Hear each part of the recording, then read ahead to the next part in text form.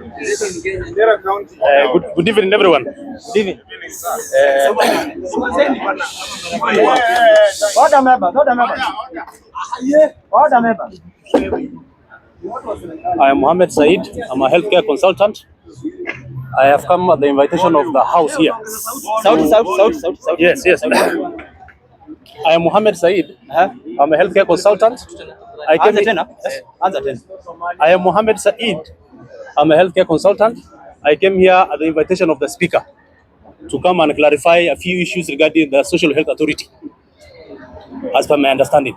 Thank you so much. Santi. So, for me, when we talk about the Social Health Authority, that is one pillar of health, which is the healthcare financing.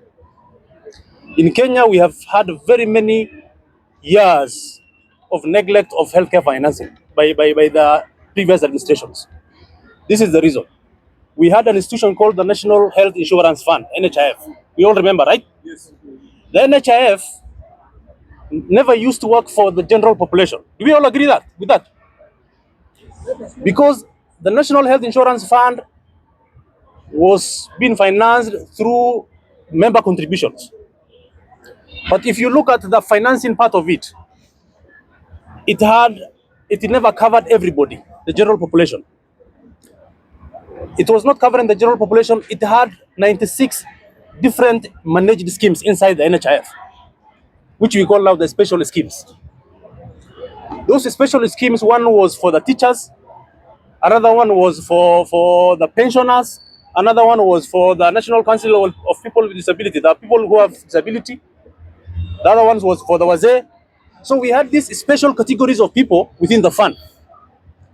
And if you look at also the contributions they were making vis-a-vis the expenditure, for every single cohort of these special categories of people, the contribution, the expenditure was higher than their contribution. That is why NHIF, as it stood, was not able to work it out, and it was almost collapsing.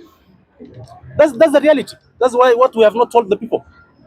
So we had a situation where we had these special groups of people, majority who are publicly employed, who are benefiting from the insurer, yet everybody was being told to contribute. We knew. We had very many Kenyans. We used to do a lot of fundraisers on WhatsApp. We remember. Where are those fundraisers right now? We barely have them. Once you contribute right now, there's no discrimination on service provisions. You just go to any health facility, you are clocked there. You register. As long as you've registered, you enjoy the services. If it is a primary health care, you enjoy services at outpatient level. If it is an emergency, once you are already registered, immediately you are evacuated to a health facility. You'll get the service, regardless of the size of the facility. Now, the Social Health Authority, we have what we call the UHC, the Universal Health Coverage. The Universal Health Coverage had 3 pillars. One pillar was what we called access to healthcare. The other one was quality. Is the service you are getting at the health facility level, whether it's a public or private, is it quality? Are you getting quality services? The third one was equity, health equity, which now here comes what we call the social protection. We had a lot of millions of Kenyans that are sinking into poverty because of having a relative or a cousin in a hospital, and where they were forced now to sell off their properties to pay that hospital bill. We have seen very bad things, right? Now, this UHC thing started way back in 2003. We had what we called the Gill Bill that was brought to Parliament at the time.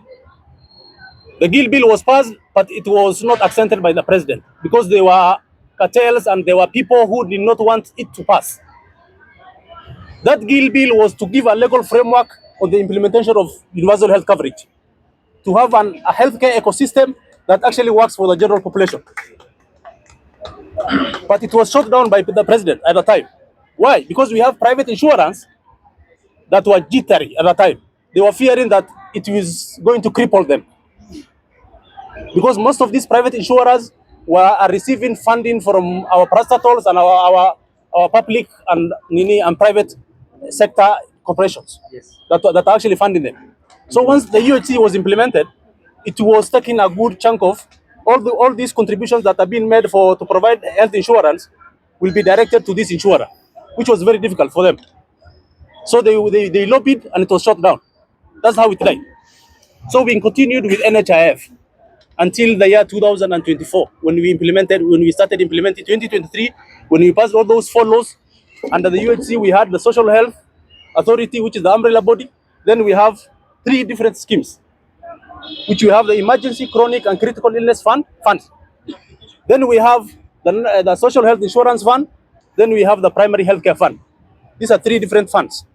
For the Primary Healthcare Fund, you're supposed to enjoy this from level 1 to level 4. This is now it's supposed to cater for your outpatient services when you go to a public facility, and you don't have to pay for it. You just register. For the Emergency, Critical, and Chronic Illness Fund, you are also supposed to register.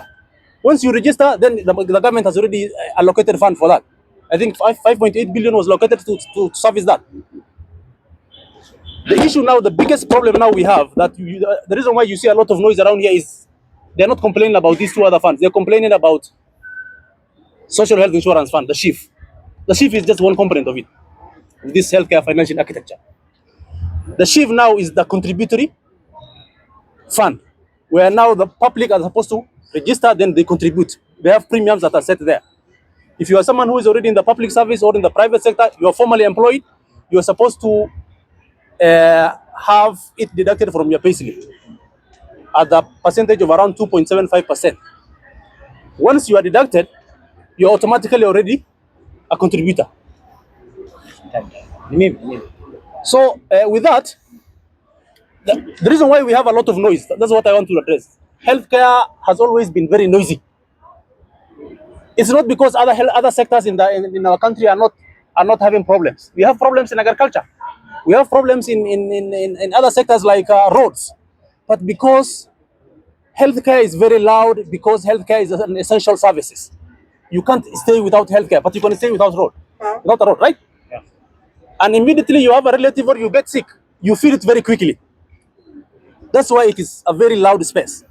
The other thing is because also the healthcare workers, the human resource that we have, they are also very educated people. The people who have masters and undergraduates, they have gone to school for very many years, and they have a lot of. They also have associations and welfare associations. They also have unions. They're unionized. They are able to process issues very quickly. Once they see an issue already that is there, that's having trouble in the health sector, they bring it to the limelight immediately.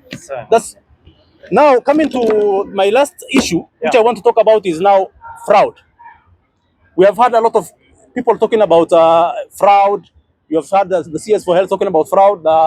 Mansi Bwagangi, the CEO, also talking about fraud, healthcare fraud. Healthcare fraud is a problem in this country because Kenyans, we have a problem with our ethos. We have a very serious problem with our ethos. You see, once a person is appointed into a public office tomorrow morning, he's maybe from your village or he's a relative of yours, and he's maybe appointed to be a CEO or to be a director somewhere. What is the first thing you talk about? You start asking, like, oh, what kind of car does he drive? What kind of house does he have? Does he live in Lavington? Does he live in Kileshwa? Those, posh areas. You start asking, oh, where do his children go to? Are they going to group of schools? You see, that is a problem with our mindset as a country. So, healthcare fraud is there, and we have lost resources. Because why? When we are designing these systems to work, the healthcare ecosystem, when we are trying to work it out, we are working it out because we are thinking the people here have ethos, the people are not corrupt, the people are not engaging in fraudulent practices. But it is not the case. You see, we have very many thieves in this country. They are stealing from the public. So what they do is, someone now, you have heard when SHA was being rolled out, there was that option of once a health facility is already registered with the Kenya Medical Practitioners and Dentists Council, immediately you are supposed to be onboarded to provide services with SHA, which was never the case under NHIF. NHIF, it had some level of bureaucracy.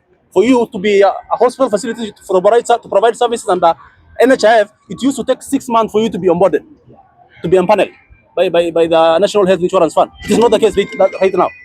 When SHA started in October, they said now once you are already registered as a health facility with the medical board, immediately you are onboarded automatically, because they already have the information with them, which the board had already shared.